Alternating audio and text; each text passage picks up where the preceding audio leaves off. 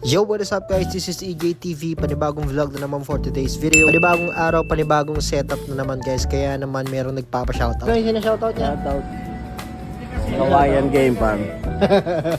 Yun, kaya naman shoutout dito sa may Kawayan Game Farm. Ganun din naman dito sa buong team ng Wildfire. Shoutout po sa inyong lahat. Dito rin kay Kuya Michael. Shoutout sa iyo. At sa isang iglap nga lang, nandito na kami kagad sa may venue. After namin maipasok lahat ng mga box namin, ready na rin kami para makapag-setup. Pagaya nito, nakapag-setup na rin kami rito ng paglalagyan ng LED namin. Shoutout sa iyo, Boss Darwin. Kitang-kita mo kung gaano katibay yan kapag si Darwin naglalagay niyan. At dahil mabilis nga lang itong setup namin dito, eto kung makikita nyo, nakabuo na kami. At si Boss Darwin naman na nagkakable ng mga wirings namin dito para sa power. At si Jola naman nagpa-power signal doon para sa mga LED namin. And after nyan, i-configure na rin yan agad-agad para lang matesting na agad yung mga LED wall. At ayun na nga, merong nakabaliktad kaya naman aayusin pa ulit dyan ni Jolan. At ako naman ay tamang pitik lang dito kay Kuya Richard. Sabi niya okay daw. Syempre kailangan ko ma-document lahat ng mga nangyayari dito kada may event kami and lahat ng production sobrang busy. Kaya naman na maging okay yung LED namin eto. Tamang pitik na lang din dito sa lahat ng mga gumagawa dito sa production. At syempre maging sa audio. Kaya naman shoutout dito kay David na taga mic check ni Sir Jerry dito sa audio. Syempre sa nag-iisa naming Sir Jerry guys, sobrang lupit talaga nito ni Sir Jerry, sobrang sipag. And I'm sure nanonood to si Choepi dito and sobrang proud din si Choepi sa mga nangyayari sa atin. Kaya naman shoutout sa iyo Choepi. And namimiss ka na raw ng Wildfire.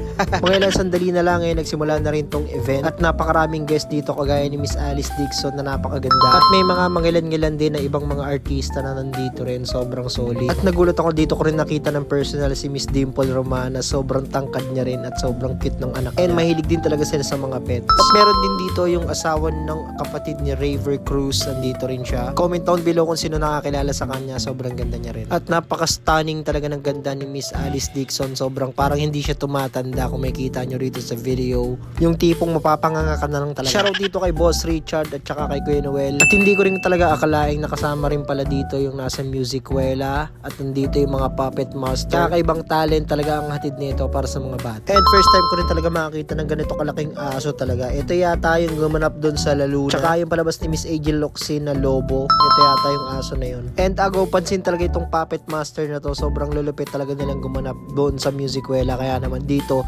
pinagkakaguluhan din sila ng mga bata. Kaya kung ako sa inyo, abangan nyo yung Musicuela guys, lalabas na. At ang main purpose nitong event na to para sa mga awareness din sa mga pets at tsaka kung paano sila alagaan ng maayos. At sobrang laking tulong nito para sa mga kaalaman ng mga kabataan ngayon na mahilig mag-alaga ng mga pets. At pagkatapos ng isang mahabang araw, ito ay magbabaklasan na rin kami. Hinihintay na lang namin mamatay yung LED. Shoutout dito kay Lester at tsaka dito sa team ng mga lights. At syempre di mawawala itong kuwela kapag nandito si Boss Richard. Kapag nagbabaklas kami ng LED, tumutulong talaga yan. At syempre ang nag-iisang Kuya Henry namin. Shoutout sa iyo Kuya Henry, ang pogi mo pa rin talaga.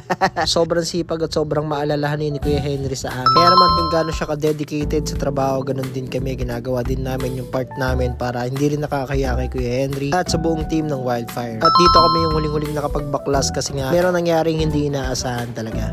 Tenga tayo ngayon, wala tayo. Talo tayo.